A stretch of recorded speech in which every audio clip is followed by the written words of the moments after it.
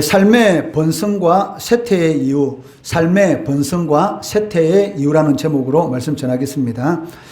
오늘 이 본문 말씀은 가나안 정복을 앞두고 모압 평지에서 이 조사한 두 번째 인구 조사에 대해서 기록하고 있습니다.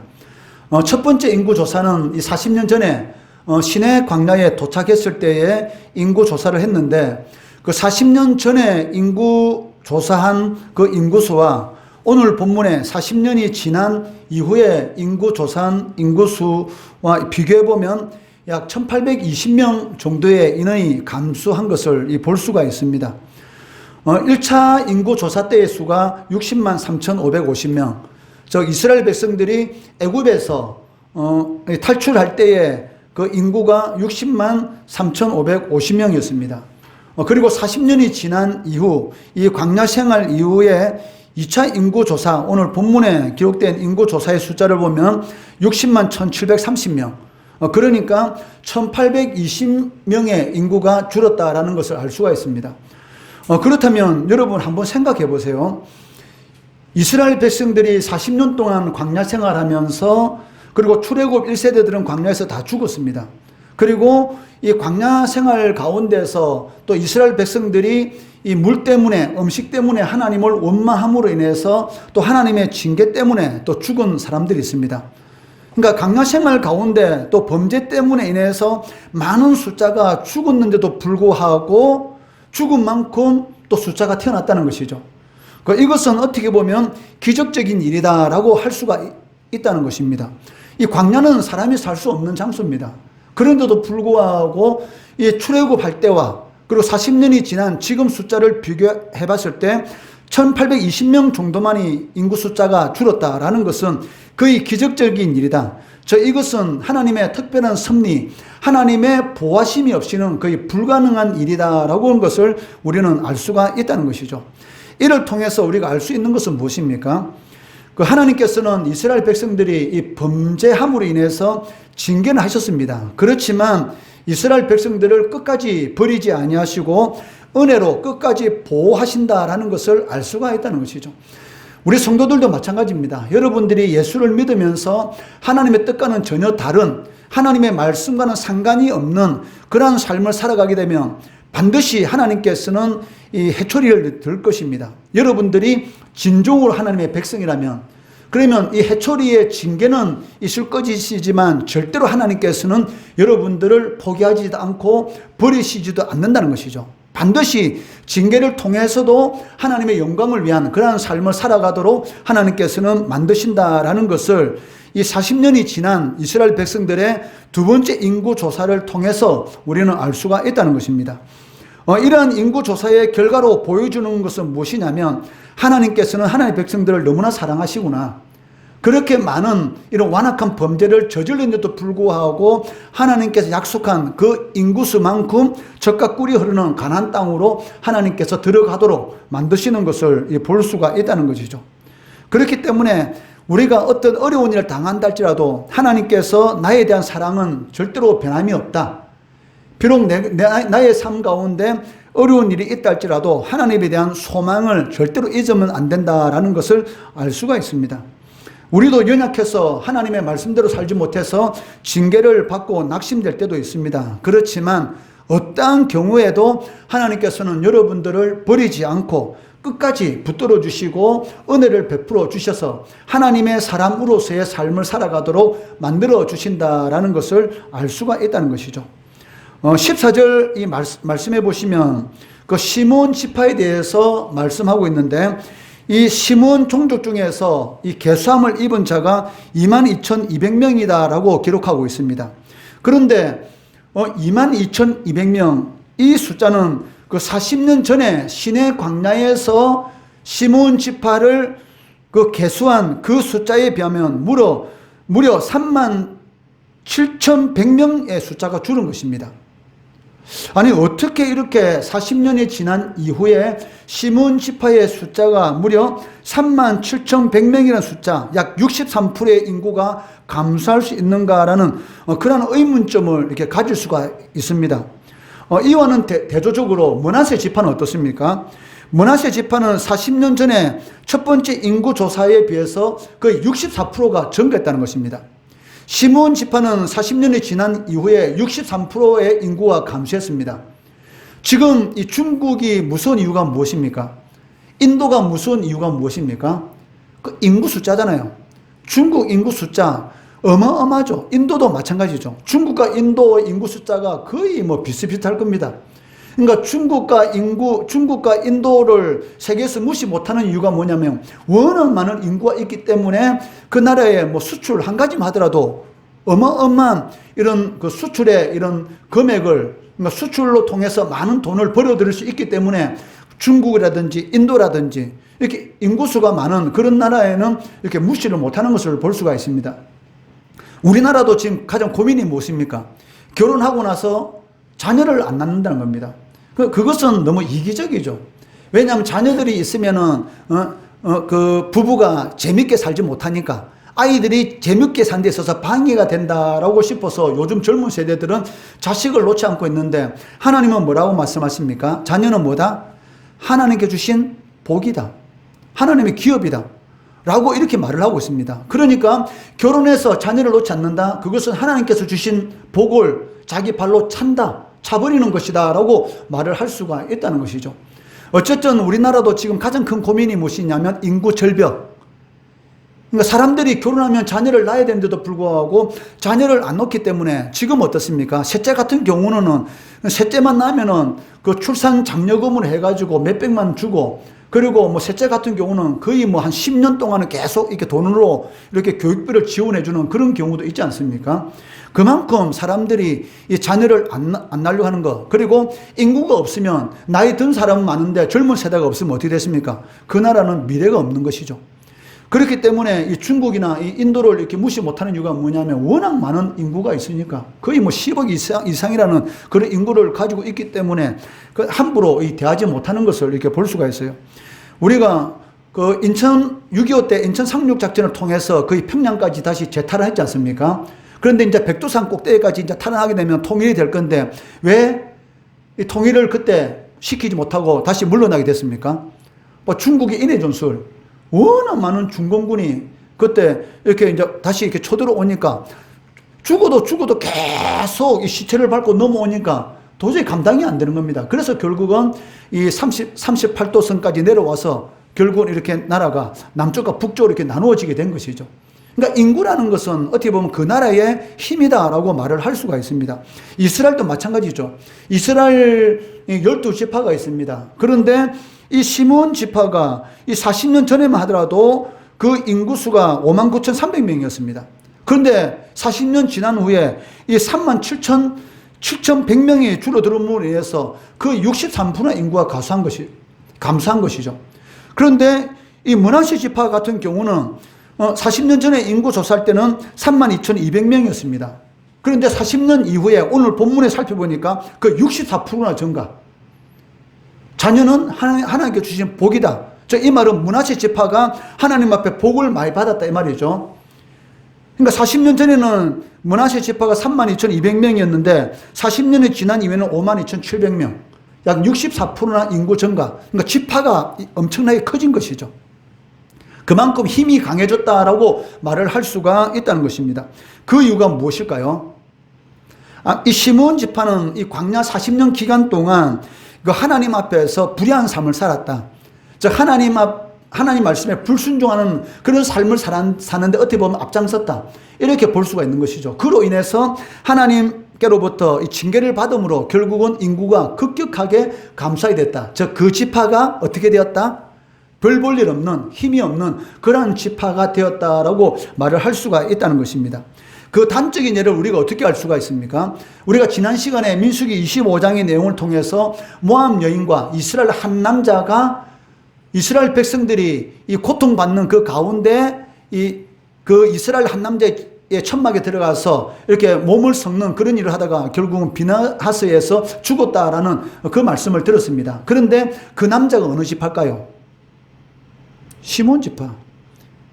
미디안 여인을 데리고 온 이 모압 여인들과의 음행과 그리고 바알을 섬기는 그것 때문에 지금 연병이 퍼져서 사람이 죽어나가고 있고 두령들이 목 매달아 목 매달려 죽고 있는 그런 상황 가운데서 이 미디안 이 여인을 데리고 온 이스라엘 한 남자가 누구냐? 바로 시몬 지파의 사람인데 그냥 사람이 아니고 시몬 지파의 지도자였다. 이렇게 성경 기록하고 있습니다. 그러니까 한 지파의 지도자가 이 정도였다면 그 지파가 얼마나 타락했는가를 알 수가 있다는 것이죠. 민수기 25장 14절 말씀. 죽임을 당한 이스라엘 남자 곧 미디안 여인과 함께 죽임을 당한 자 이름은 시므리니 살루의 아들이요 시몬인의 조상의 가문 중 뭐였더라? 한 지도자이며. 즉 지도자가 이스라엘 백성들 가운데 이렇게 고통을 받고 있는데 미디안 여인을 데려와서 자신의 육체의 정욕 때문에 그런 짓을 저지르고 있었던 것이죠.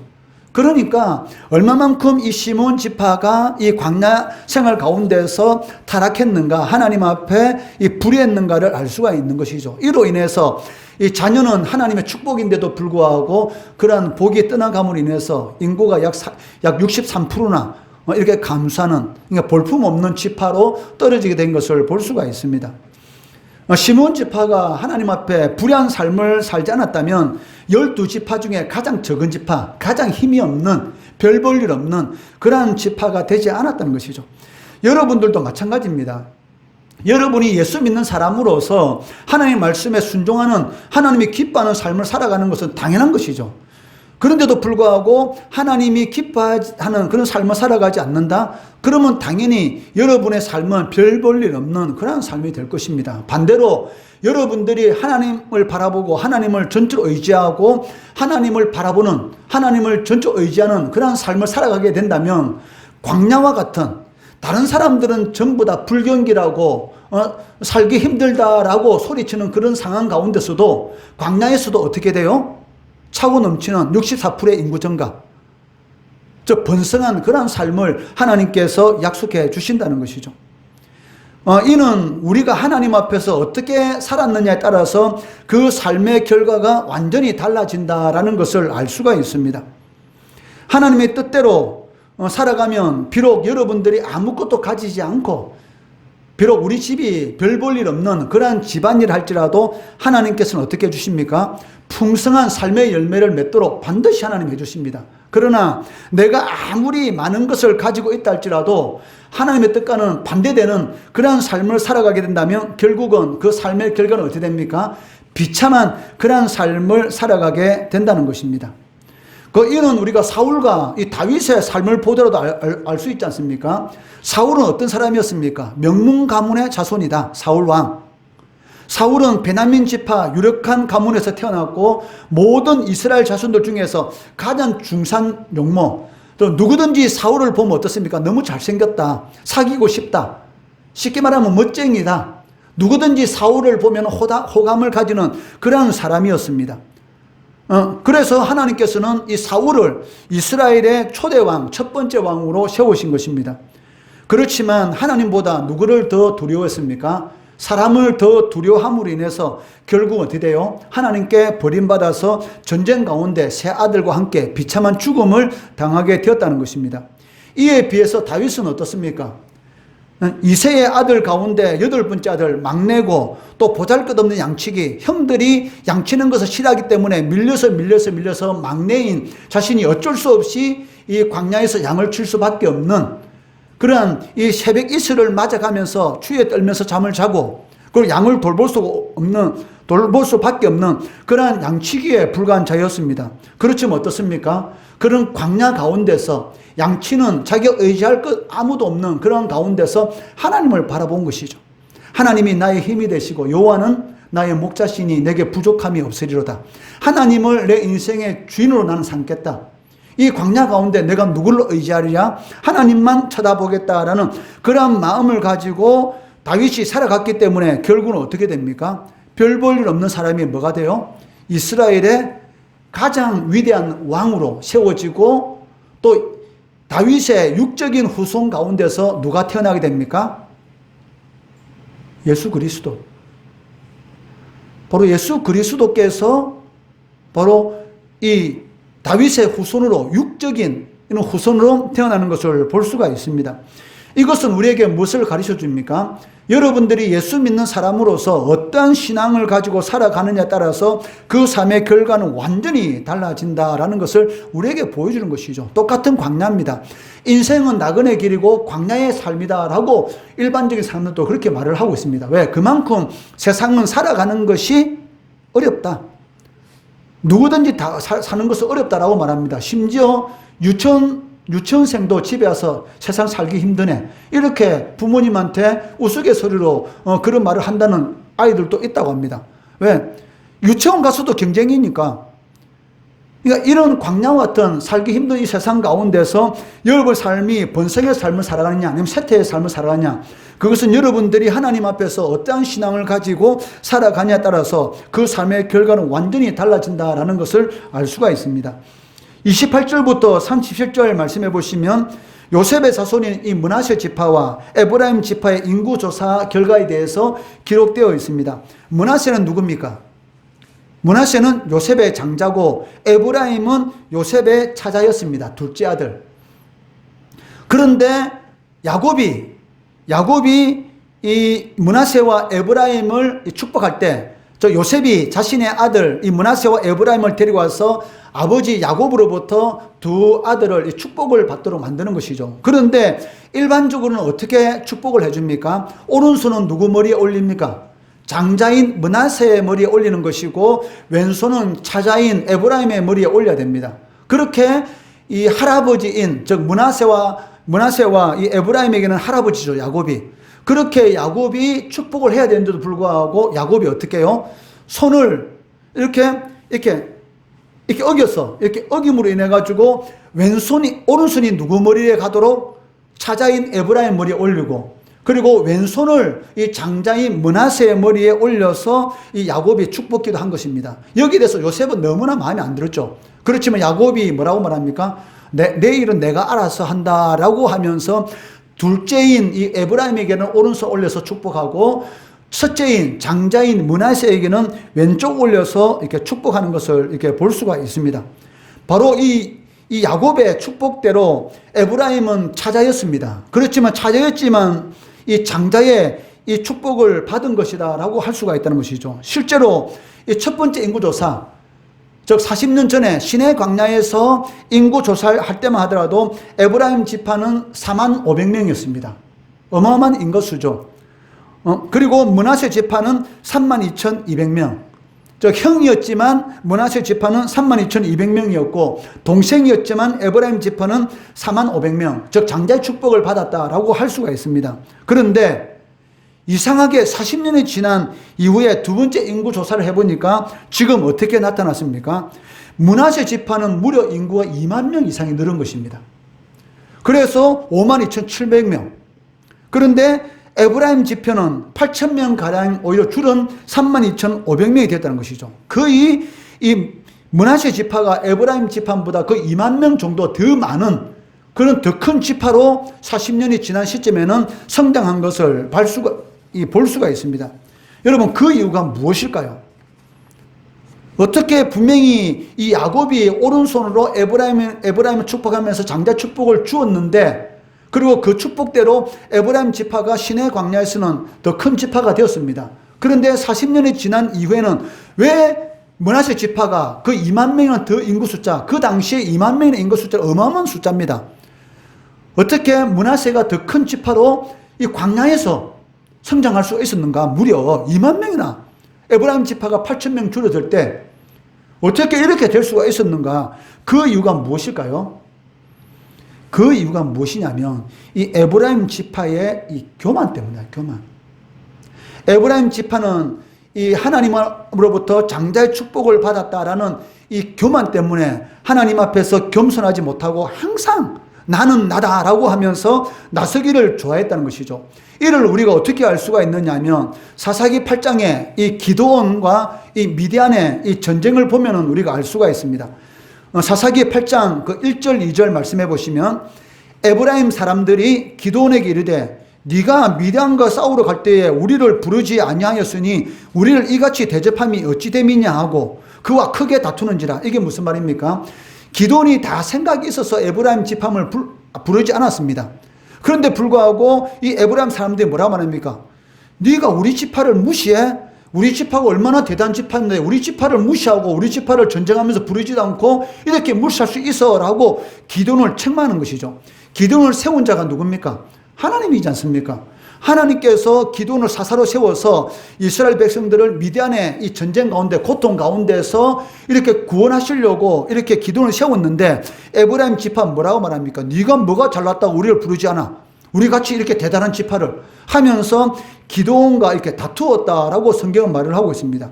그때 기드온이 뭐라고 말합니까? 기드온이 그들에게 이르되 내가 이제 행할 일이 너희가 한 것에 비교되겠느냐? 에브라임의 끝물 포도가 아비에셀의 만물 포도보다 낫지 않느냐? 이게 무슨 말입니까? 여러분 요즘 그 귤을 사보지 않습니까? 귤값도 너무나 비쌀 뿐만이 아니고 지금 귤이 들어가는 때이기 때문에 이 귤에 어때요? 이 힘도 별로 없고 이 보면은 귤이 빨리빨리 썩어요. 왜 이제는 끝물이지 않습니까? 끝물. 그러니까 처음 나올 때 귤이 제일 좋죠. 근데 지금 귤을 사게 되면 이제 들어가는 시점이기 때문에 귤도 비쌀 뿐만이 아니고 사실은 별로예요. 그러니까 이 말이 무슨 말입니까? 기드온이 겸손하게 말하죠. 뭐라고 말해요? 기드온은 무슨 지파? 므낫세 지파. 기드온이 자기가 지금 전쟁을 해가지고 미디안을 이겼습니다. 그리고 남은 잔당들을 이제 처리하는 일만 남은 것이죠.